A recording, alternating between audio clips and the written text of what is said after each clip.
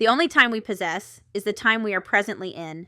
While it is prudent to plan for the future and wise to remember the past, the present is where our life truly resides. If we outsource our happiness to future plans or past memories, then we lose the gift of the present day. In the end, our life will amount to the collection of our many small moments, the moments of every day. If you have pulled this card, then it may be time to focus on what is right in front of you now. Awareness exercise. Bring your awareness to your body and your surroundings. Try not to let your mind drift towards future tasks or past memories. Let everything fall away and just be. Notice where you are and how you feel, and focus on the details of this present moment, as an artist would. Look at the light, shapes, shadows, colors, and textures of what is before you. Once you have connected with the present, take time to ask yourself if there is anything. That needs to come forward now. You can also just rest in the space, enjoying the beauty of your present moment. Journaling prompt. What do you feel when you practice presence? Are there any feelings or sensations that arise during this practice that may stop you from becoming fully present? If so, sit with these feelings and ask yourself where they might be coming from. Note, the practice of presence can be life-changing. If you become overwhelmed at all during this practice, please take a time to step back and resume when you are ready. So let's get another one. Smaller deck, harder to shuffle. We have Let It Come Forth. Give your purrs, give yourself permission to feel it. Let it come forth. 22. Many things occur in life that we may be unable to process, and most, if not all, of these unprocessed events and emotions can be stored inside of us. If you have pulled this card, then it might mean there is a repressed emotion, memory, or aspect of the self that is hindering you in your current situation. As repressed emotions can subconsciously fuel many of our behaviors and interactions within the world, it can be beneficial to explore this. Inner work exercise. One of the ways we deal with overwhelming emotions is by storing them within our physical body. We can access these trapped emotions through physical, intuitive movement. For this practice, feel your body and move how you feel led to move, particularly focusing on any areas that feels if they are under pressure. If you need to punch the air, go for it. If you need to scream and dance wildly, go for it. As you practice this exercise, try to surrender to how your body needs to move. Try to withhold judgment and practice this exercise alone in a dimly lit room. There's Michelle messaging me right now. If you have trouble letting go, be gentle with yourself. Note, this can be a heavy practice. Please only continue if you are comfortable working with and releasing stuck or repressed emotions. If you feel as though you need further assistance in this practice, consider. If you feel as though you need further assistance in this practice, consider visiting a somatic therapist or trauma work professional. Responsive journaling prompt. Ask yourself if there is anything that needs to be spoken aloud and released. Write down what comes forth, observing it without judgment, and proceed to speak aloud what needs to be spoken. All right. I've seen, not that I'm on social media right now, but I've seen people doing that, and it looks emotional, like when they work with a somatic therapist, because your body holds trauma, is what I've seen. 41. You can do hard things. It's not as impossible as it may feel. I like that. 41. There are many things in this life we feel we cannot or should not have to do. It can be overwhelming to think about about doing something that is hard. But in truth, many things we label as hard could be more appropriately labeled as simply time-consuming or long. Sometimes not wanting to do the hard things can be reminiscent of mindsets we might have had in childhood when we never wanted to clean our room or do our homework. If you have pulled this card, then you might need to reassess what has been labeled as too hard. Self-care exercise. Take time today to think upon the beliefs that might be holding you back. Are you putting yourself in a box by what you cannot or should not have to do? Sometimes choosing to push through the feelings of, I do not want to do this because I do not feel like it, can be quite beneficial. Note, always trust your intuition when choosing which hard. Activities to do, and do not attempt anything unsafe to yourself or others. Responsive journaling prompt. How do you feel after you've done a hard thing? Are you proud of yourself? Remember to highly praise yourself after doing this hard thing because you deserve it. And we'll get one more. There's so little left. One more. I definitely feel like once we finish this deck, this will be the first deck that I've ever read the whole thing on this channel. So it is time to celebrate. Cultivate an air of celebration today. I know YouTube is going to be mad about the nipples on there, so I'll just do that.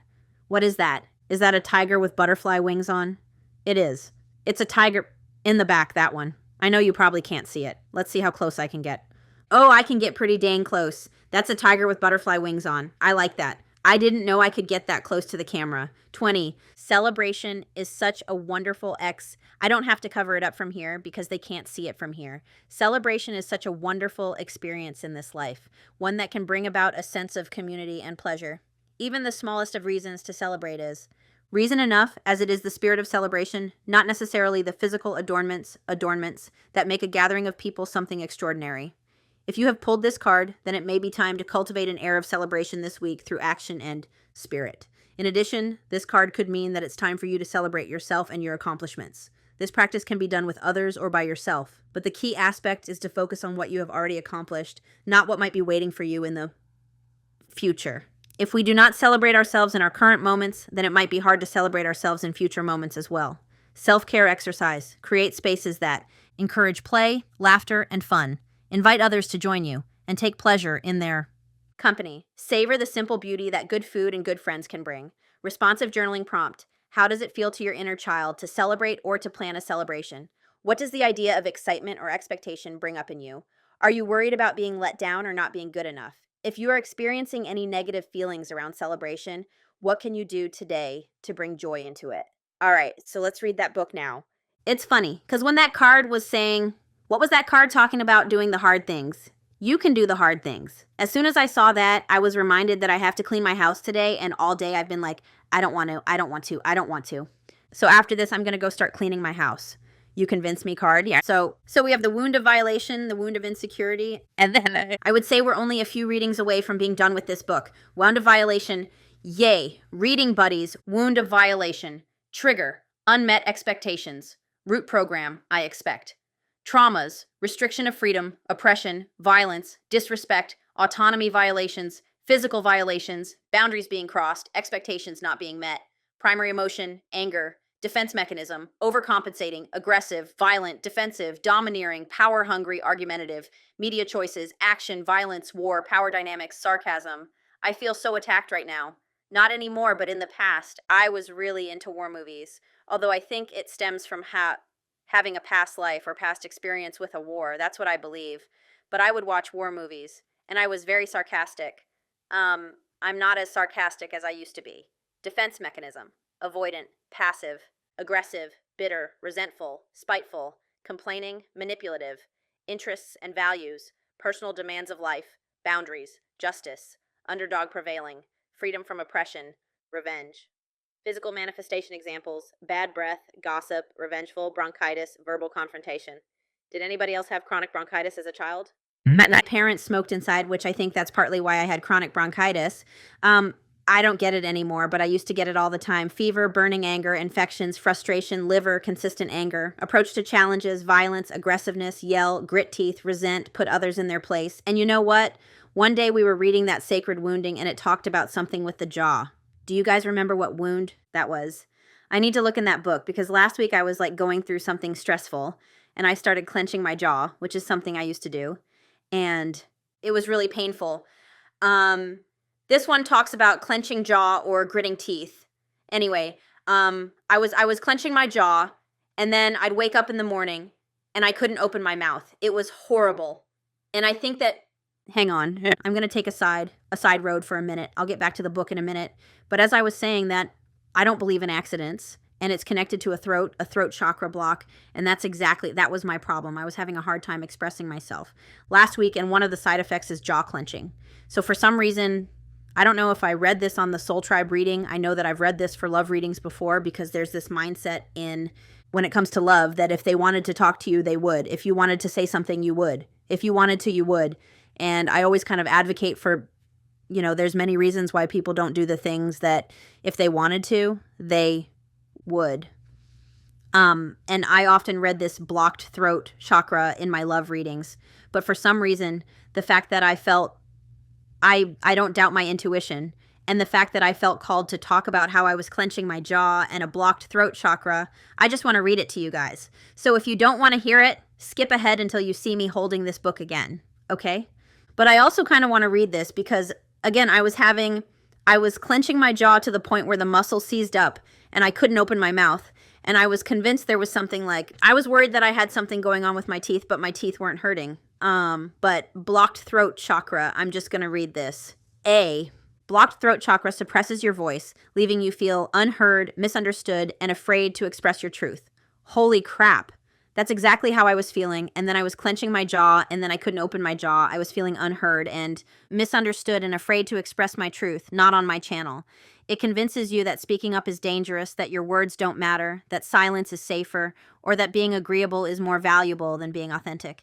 This wound stems from past experiences where your voice was dismissed, ridiculed, or punished. It manifests as difficulty expressing emotions, fear of confrontation, chronic throat tension, or the habit of swallowing your feelings to avoid conflict. You may struggle to ask for what you need, downplay your truth to keep the peace, or feel like you are always censoring yourself to fit in. Healing a throat chakra blockage requires reclaiming the power of your voice. Your truth does not need to be softened for the comfort of others. Your words deserve space, not suffocation. Speaking up is not just about being heard. It is about honoring yourself, knowing that your thoughts, needs, and emotions are valid. Sing, write, express. Let your voice take up space, without apology. The more you speak your truth, the lighter you become, because the things left unsaid do not disappear. They stay trapped within, waiting for the moment you finally set them free. And I had to, speak my truth.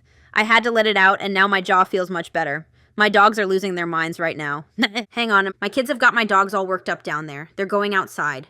So do I feel comfortable expressing my true thoughts and emotions, or do I hold back? What early experiences shape my beliefs about speaking up and being heard? Punishment. Have I ever silenced myself to avoid conflict or judgment? Yes, I have. Do I struggle with setting boundaries through verbal communication? Yes, I do. I'm working on these things. How do I feel in conversations? Do I listen fully, interrupt, or feel like I must prove myself? I'm going to reflect on that one. Have I ever felt like my voice didn't matter? How did that affect me? What physical sensations arrive when I try to express deep emotions? Oh dear. Do I use excessive words, over-explaining, to feel understood? How can I practice expressing my truth with confidence and clarity? What would change in my life if I fully trusted in the power of my voice? I found that writing it all down helps. Just writing it, I spend a lot of time, even if I never say it to the person, I spend a lot of time in my email drafts writing down my feelings and how I feel about things so that I'm not holding it in. Thank you for letting me read this. I've just been thinking about this since my jaw tensed up and I couldn't open it. I've been thinking about what wound is that connected to. And I just had that kind of moment during this reading where I was like, I think it's a blocked throat chakra, so I just want to read this because maybe somebody needs to hear it. So a deep energetic imbalance affecting self-expression, communication, and the ability to speak one's truth, often caused by fear of judgment, past invalidation, or suppression of personal voice. This wound manifests as difficulty expressing thoughts and emotions, fear of confrontation, or feeling unheard and misunderstood. Some may struggle with speaking up in relationships, holding back opinions and desires due to fear of rejection or conflict. Others may feel pressure to filter or alter their words to please others, guilty, resulting in a loss of authenticity. There may be an internalized belief that their voice doesn't matter or that expressing emotions leads to negative consequences. Emotionally, this wound can create cycles of silence, resentment, or over-explaining to feel understood. Physically, it may manifest as chronic throat tension, and years ago I was convinced that I had throat cancer because I had a blocked throat chakra. I was convinced. I went to the doctor. I was convinced. I did not. I had a blocked throat chakra, sore throats, glot changing, jaw clenching. You knew what I meant. Or thyroid imbalances. Over time, an unresolved throat chakra blockage can result in passive communication, difficulty setting boundaries, or a fear of public speaking and self-advocacy. Watch for patterns of withholding thoughts, struggling to find the right words, or feeling emotionally suffocated by unspoken truths. That just blew me away. I really struggle with that. Clearly, that's something that I need to work on. Again, I don't feel like here or in my readings I have a hard time. It's in my personal life that I struggle with a blocked throat chakra. Anyway, where was I? Thoughts. Sorry for the, look, we're back on this book for those of you who fast forwarded. Thoughts. I will get what I want. Get out of my way. I'll do whatever I want. I didn't ask for your opinion. You can't control me. We're back on wounds of violation, healing, surrender expectations, take pride in your composure and actions. What it's teaching us, anger for positive change, unwilling to accept limitations within your control. Affirmations, I respect myself and others. True power handles challenging circumstances with composure. I take pride in my behavior. Overview, whereas desire is consumed with desperation and wanting, anger, simply put, expects. Anger is no longer interested in yearning or craving. Instead, it resorts to force in order to ensure its expectations are met. From the perspective of the wounded themes of consciousness, force is seen as powerful and impressive in comparison to the life-rejecting energies of guilt or shame. Thus, someone climbing out of the depths of hopelessness or fear, anger can feel intoxicating or even heroic. Healthy expressions of anger can be used to motivate us to make changes and get unstuck, improve our situation, or work to improve the world at large.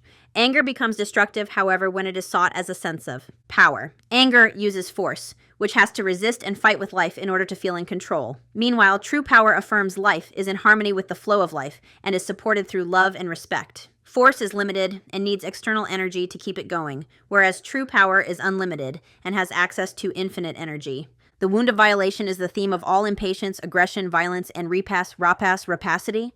I don't know what that word is. It is the infant throwing a tantrum and is actually unresolved sadness in an intimidating disguise. I do resonate with this wound. I resonate with this wound. Not all of it, but some of it. We perceive our unmet expectations as life not loving us, and therefore anger over-exaggerates situations and uses extreme language. Its entitlement turns into a delusion in which any obstacles or delays are viewed as violations and enemies. Withholding love. Likewise, I need to work on this one. We will perceive unexpected obligations as frustrating burdens that are trying to interfere with our goals. The wound of violation makes us stubborn, hard-headed, Taurus, hard-headed, never, and brutally unforgiving and unable to let go of attachment to results. Thus, the ego can become an extremist due to the point of fighting and even killing for its goals and their illusionary promise of gain and security. Ultimately, the ego mind stuck in the wound of violation is overinflated in its God complex out of desperation and subsequently feels entitled to its expectations. Triggers. Anytime our expectations are not met or our boundaries are crossed, the wound of vow violation will be triggered. I'm telling you, I don't resonate with all of this because I'm not usually violent and unforgivable, but there are certain themes of all of these wounds that I definitely see within myself. Anyway, and I always say being aware of it is what helps you to change the pattern, because once you're aware of it, like once I see, oh, that's a wound of violation, I'm feeling violated.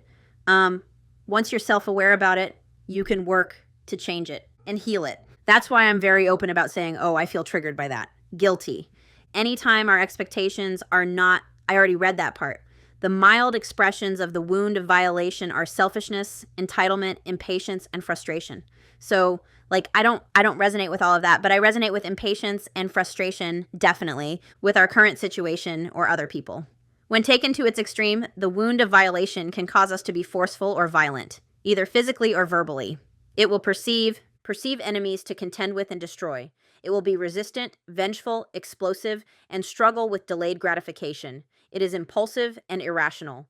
Examples of common triggers are things like becoming impatient with your boss or coworker, being frustrated at your life or circumstances, arguing with your spouse, cutthroat behavior in business, seeking revenge for those who have hurt you, passive-aggressive language, and road rage in traffic. I'm actually getting really good about my road rage in traffic. I've been working on it. The wound of violation thinks, I will get what I want. I will take what I want. Screw you. Get out of my way. I can do it faster. I will destroy you. You're expendable. You never help me. You always do this. You're taking my time. I don't care what you think. I'll do whatever I want. I didn't ask for your opinion. You're interrupting me. I'm about to explode. I'll get revenge. I'll teach you a lesson.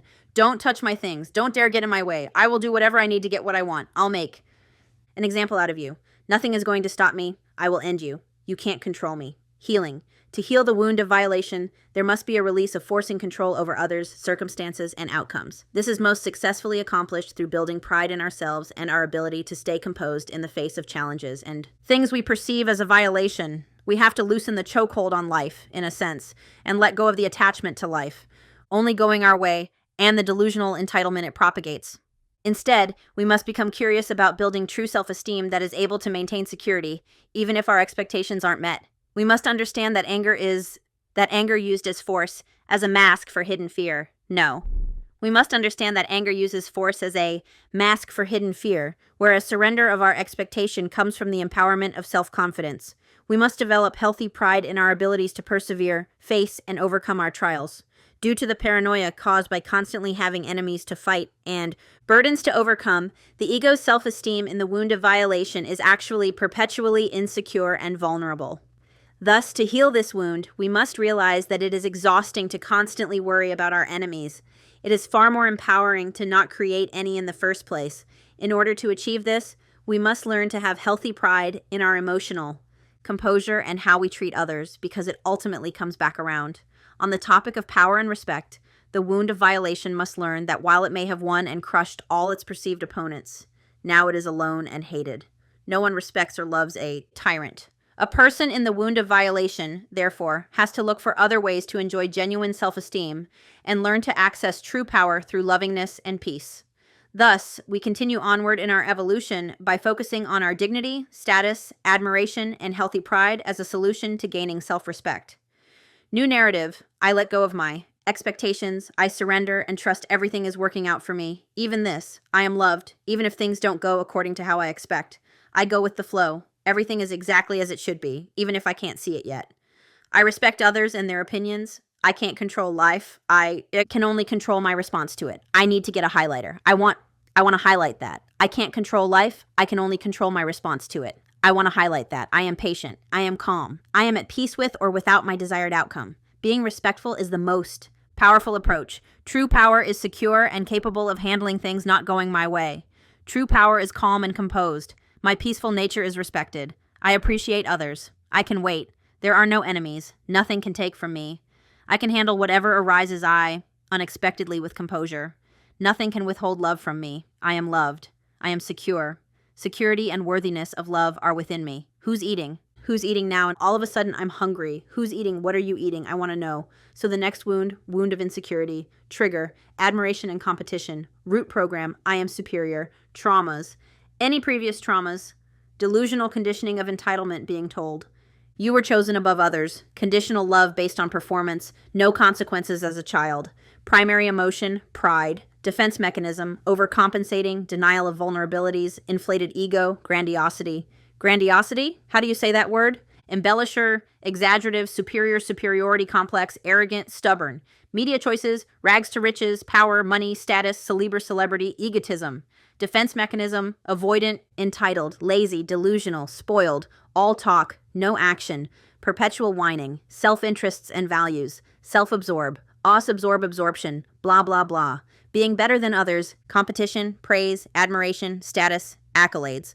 Physical manifestation examples: stiff neck, stubbornness, sciatica. H, hypocrisy, muscle issues, resisting life, broken bones, pride. Before the fall: stuttering, insecurity. Approach to challenges: denial, competitiveness, reverting to lower themes when triggered, complaining. Thoughts: I am the best. What's in it for me? I deserve to get whatever I want. No one is as good as me. I am the smartest. Other people are dumb. Healing: humility to face vulnerabilities with courage. What it's teaching us: healthy pride in ourselves for overcoming the previous wounded themes with honesty and self-respect. Affirmations: there is no competition to be me. I face my insecurities with courage. Admitting my weaknesses is my greatest strength. We can all win. All right. So, I'm really hungry all of a sudden. What are you eating? The wound of violation at its core comes from sadness. It is ultimately begging for its expectations to be met in order to feel loved, heard, and secure. Thus, pride emerges in an attempt to prove we are worthy of our expectations getting met. In its constructive form, pride comes forth as a genuine strengthening of self-esteem and a sense of capability in successfully facing the wounded themes of consciousness and the varying challenges of human life. It is able to face the darkness of shame and guilt, overcome the paralysis of overwhelm, accept grief and loss, push through the fear of the unknown, and achieve desires.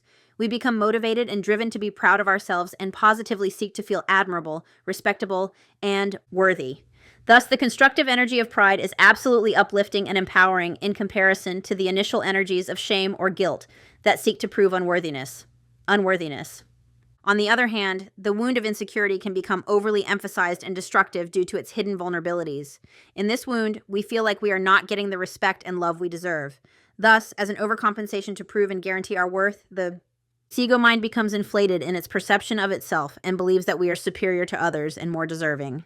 This superiority is used to validate why we should get our way, why our way is always right, best, and the most loved. Never done. People with a wound of insecurity, therefore, tend to become vain, self-serving, and appear egotistical. And that's what I've learned. The people who appear the most egoic and vain are actually the ones who are insecure.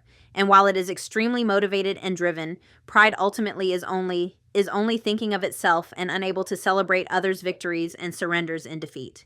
The wound of insecurity comes from the other side of judgment. Whereas the previous theme focused on negative judgment of self and others, in the wound of insecurity, there is an over-obsession with inflated positive self-judgment and status. This is accomplished by denying any weaknesses, mistakes, or self-doubt we secretly have. Thus, pride toots its own horn, boasts, gloats, and props itself up in order to feel good about itself. However, it is only the presentation of security and power, but in actuality, it is hiding unresolved vulnerabilities, which, if discovered, collapses the damaged. Ego back into shame and guilt. The wound of insecurity is rooted in lack rather than the security of abundance, which comes from accountability. As a result, the mind is ultimately trying to be better than others in order to make sure and get enough love. The root of the mind's story is that there is not enough love and respect to go around, like a child fighting, with siblings for a mother's attention. The wound of insecurity influences us to be in complete denial of our own weaknesses and human fallibility, to the point of not seeing or accepting them, even if they are clearly shown to us.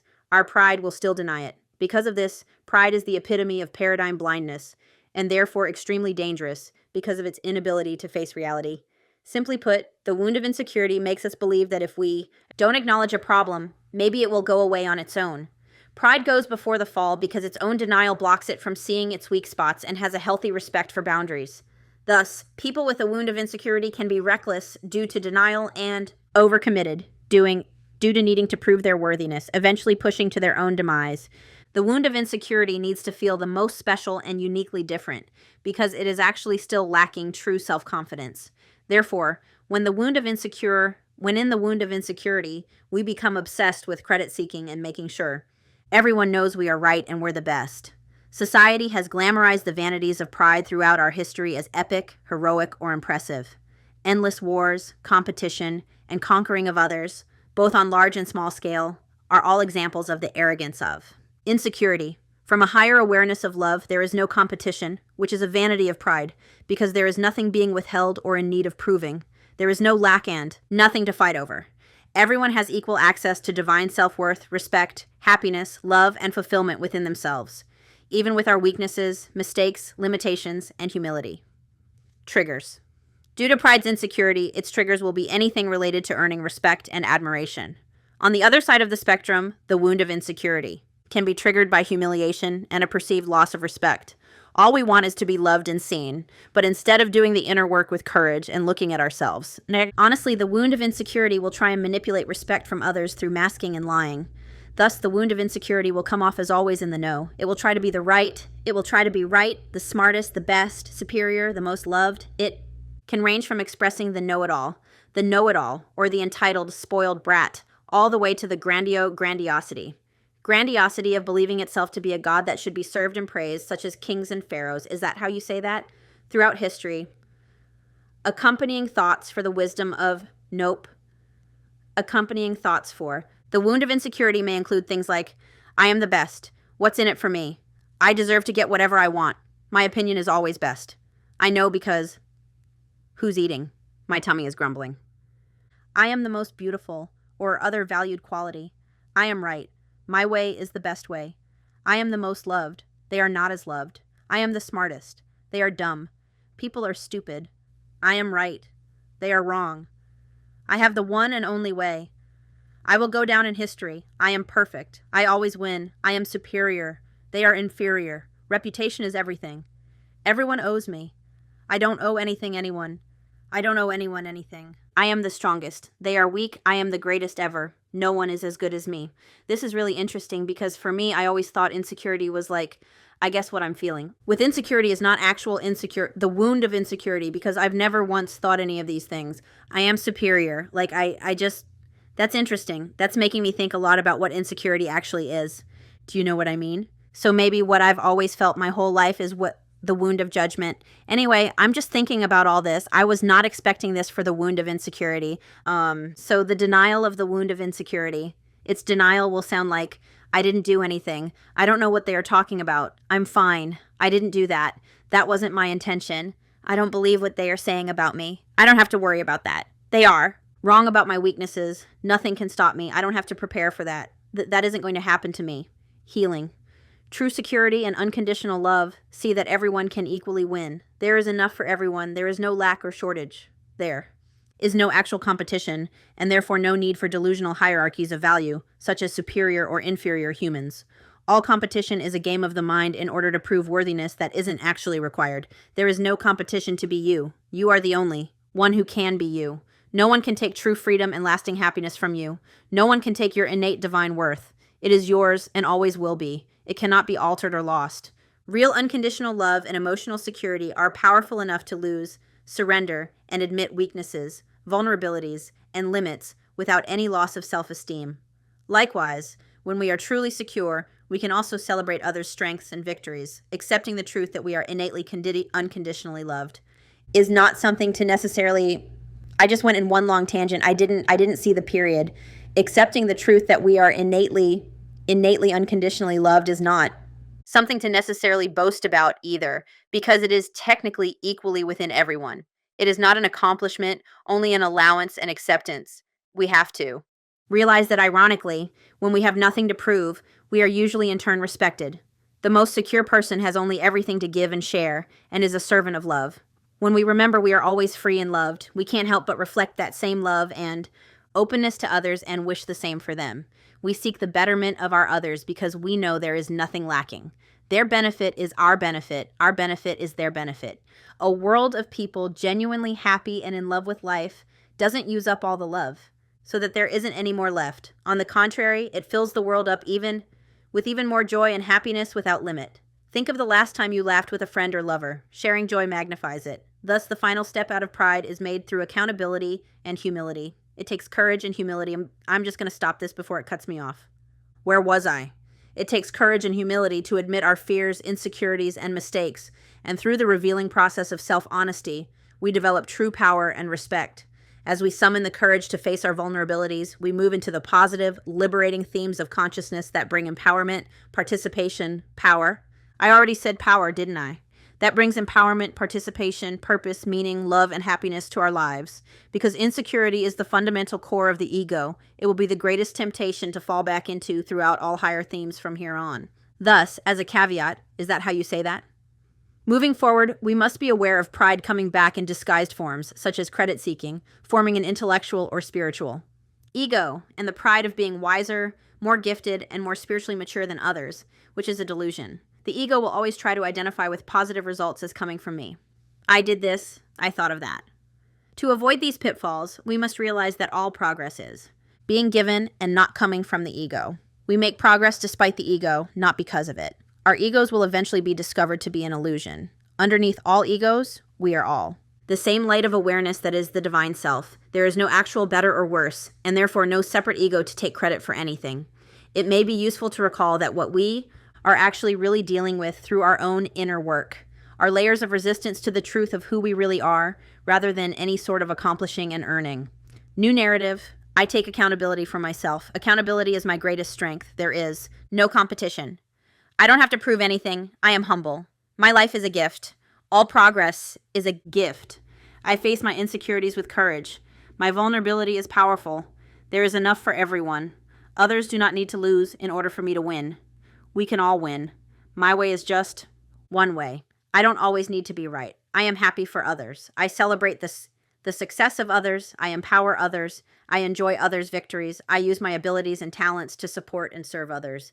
I do not need to earn love. I am innately loved. I give love to others. Love is my natural, effortless state. There is no shortage or lack of love. I build others up. So, we did it. We read all the wounded themes of consciousness, and now. The next chapter we're reading, oh, this is interesting. We're into the themes of healing. Yay, that's nice. So chapter 10, Accepting Our Destiny. The key to growth is the introduction into higher dimensions of consciousness. And just in case you need a recap, then I'll take a picture of this the next time we read it, but I've shown you a few times this chart, and this is the 4D reality. Themes of healing, 4D reality, self is mind, relief, self-empowered mentality, understanding, acceptance, self-motivation, ease, accountability. So, no, I didn't put in the bookmark. I found it. Panic over. All right, so we're almost done it. So my friends, again, thank you for all the birthday wishes. I'm going to go clean my house now. I'm just going to go do it. I'm just going to go push through it. But anyway, I am sending you guys lots of love and light, and I will talk to you soon, and we'll read chapter 10. And until then, I love you. Bye.